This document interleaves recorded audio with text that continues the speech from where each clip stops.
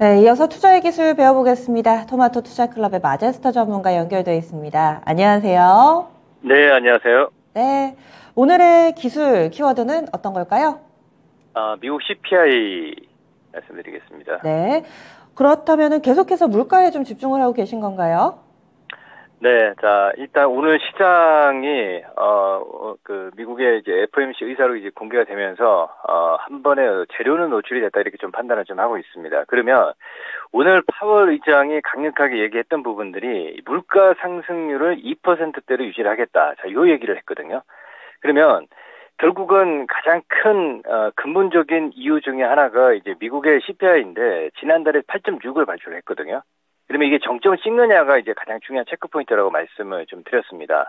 그래서 오늘 얘기가 좀 나온 게, 자, 이 고용률에 대해서도 얘기를 좀 했는데 우리가 사실 완전 고용 수준, 완전 고용이라고 얘기를 하는 건 5% 미만의 이제 실업률을 얘기를 하는 거거든요. 그러면 지금 현재는 지금 3.9%를 유지하고 있습니다. 그러니까 결국은 실업률 자체도 이 실업률이 개선이 될 수 있다 이렇게 얘기를 하고 있지만 지금 현재 상황에서도 완전 고용 수준이 나타나고 있기 때문에 제가 봤을 때는 크게 이 실업률, 그러니까 고용 시장에서는 점진적으로 안정이 되고 있고 점차 조금 더 안정이 될 수 있다는 건 얘기를 하고 있지만 결국은 가장 핵심 포인트는 이제 물가 상승이거든요. 자, 다음 주에 미국 6월에 이제 CPI 소비자 물가 지수를 발표하는데 만약에 우리가 이제 큰 변곡이 다음 주에 정점을 찍는 8.6 이하가 나타나게 되면 제가 봤을 때는 이 금리 상승 조절 시기는 조금 미뤄질 수 있다 이렇게 좀 판단을 좀 하고 있습니다. 그러니까 지금 현재 물가 상승률을 2% 잡는다 얘기를 했는데 이건 우리가 지금 과거에 이제 앨런 의장 때 사실 금리와 이제 물가 굉장히 좀 신경을 많이 썼던 부분들이거든요. 근데 지금 현재 상황에서는 8.6이기 때문에 2%까지 지금 인플레 잡는다는 얘기는 지금 사실상 좀 무리인 거죠. 예, 그렇죠. 그러면 지금 현재 구간에서는 이제 성장을 우리가 좀 체크를 좀 해야 됩니다. 자, 보세요. 이 미국의 성장률을 보게 되면 연간 성장률이 3.5%입니다. 계속 좀 점진적으로 줄어들고 있는 상황이고요. 자, 분기 성장을 보겠습니다. 분기 성장률을 보게 되면 이번 마이너스 1.6%입니다. 전분기 대비겠죠. 자, 성장도 둔화되는 모습이 나타나고 있기 때문에 이 물가, 인플레에 대한 지금 촉을 세울 수밖에 없는 상황이거든요.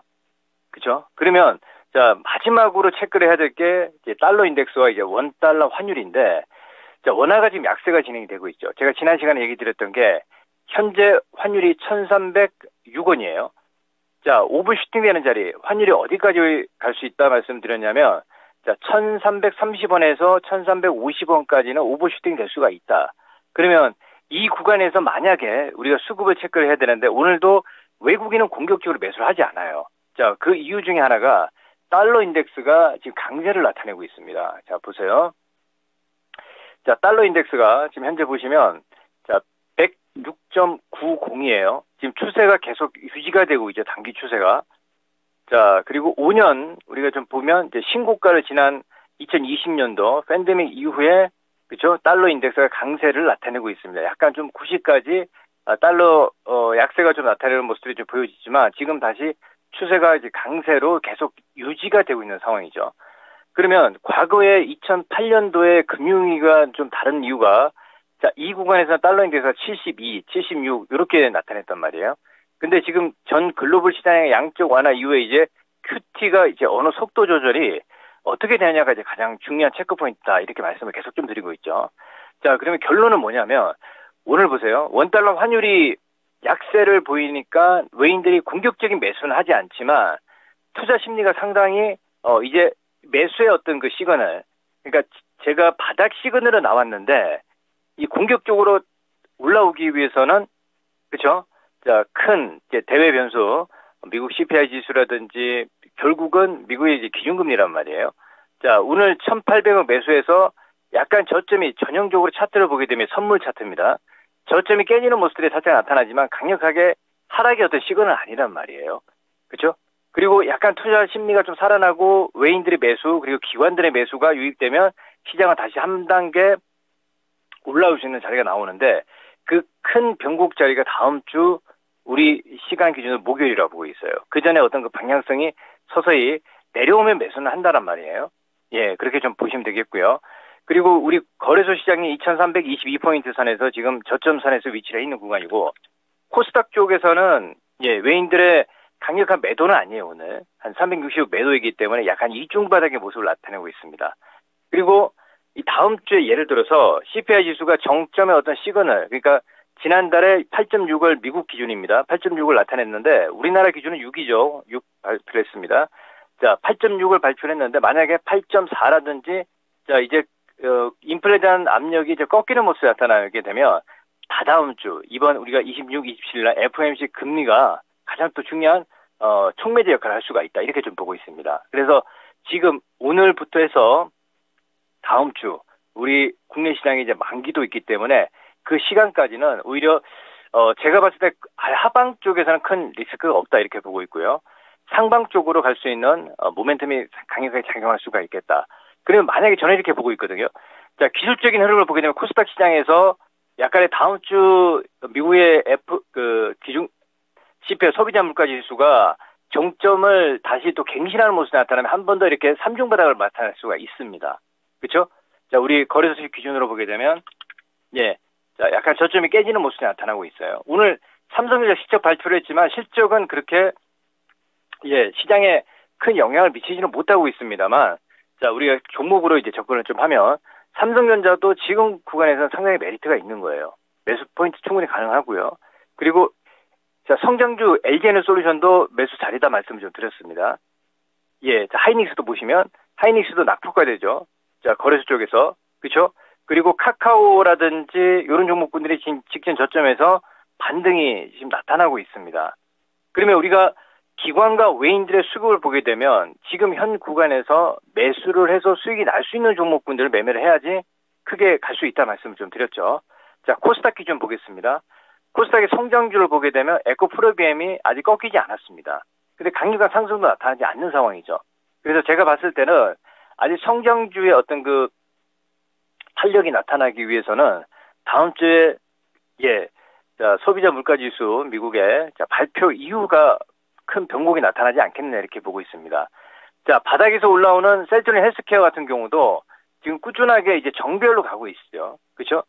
자, 요 얘기는 제가 언제 드렸냐면 가장 HLB를 말씀 좀 드리면서 HLB도 긴 시간 기간 조정이 진행이 난 이후에 상승 모멘텀이 지난 5월 달에 있었죠. 근데 이 종목의 상승이 바이오 종목을 다 끌어올리지는 못한다 말씀을 좀 드렸어요.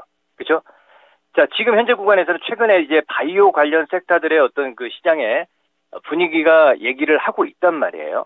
근데 이미 지금 먼저 가는 종목군들이 있고, 예, 뒤에 따라오는 종목들이 있는데, 제가 봤을 때는 그 셀트리온 헬스케어라든지, 그리고 셀트리온 제약, 셀트리온 그룹주들, 요런 애들이 지금 바닥에서 올라오고 있기 때문에, 이번 타이밍에서는 전반적인 바이오 섹터들의 강력한 바닥 시그널이 나왔다, 이렇게 좀 보고 있습니다. 자, 업종으로 잠깐 보게 되면, 자, 여기 보시면 코스피 쪽에서 자, 제약주들 있죠. 이제 바닥을 탈피하는 모습이 나타나고 있어요. 그리고 코스닥 쪽에서 제약 업종들 보게 되면, 강력한 상승은 아니지만 큰 바닥을 나타내고 있습니다. 이 시그널을 봤을 때도 바이오 제약주들은 이미 바닥 시그널은 나온다. 이렇게 좀 보고 있습니다. 자, 그럼 결론은, 자, 우리가 아까도 말씀을 좀 드렸지만, 성장주의 빠른 상승이 나타나느냐, 아니면 실적주들의 상승이 나타나느냐. 저는 이번 타이밍에서는 전반적인 시장의 상승이 나타나기 때문에 시간의 어떤 여유를 조금 가지고 기간 조정을 좀 가지고 바닥의 시그널이 나타났죠. 그래서 조금 시간에 투자를 하게 되면 이번 구간에서는 좀 큰 수익을 좀 가져갈 수 있겠다. 이렇게 좀 파동을 보고 있습니다. 자, 우리가 마지막으로 자, 이 차트를 보세요. 차트가 이제 맹신하는 건 아닙니다만 이 나스닥 차트예요. 나스닥의 이 5파 상승의 조정은 끝났고요. 지금은 조정 파동의 A 파동의 조정과 B 파동의 반등이 이번 파동이 나온다는 거예요. 그리고 다음 C 파동이 나옵니다. C 파동은 조정 파동이에요. 그러면 이게 큰 1파동과 지금 큰 2파동의 조정 이후에 이게 올라갈 것이냐, 아니면 내려갈 것이냐. 그건 우리가 내년에 내후년에 이제 경기 상황을 고려를 해야 되는 거고요.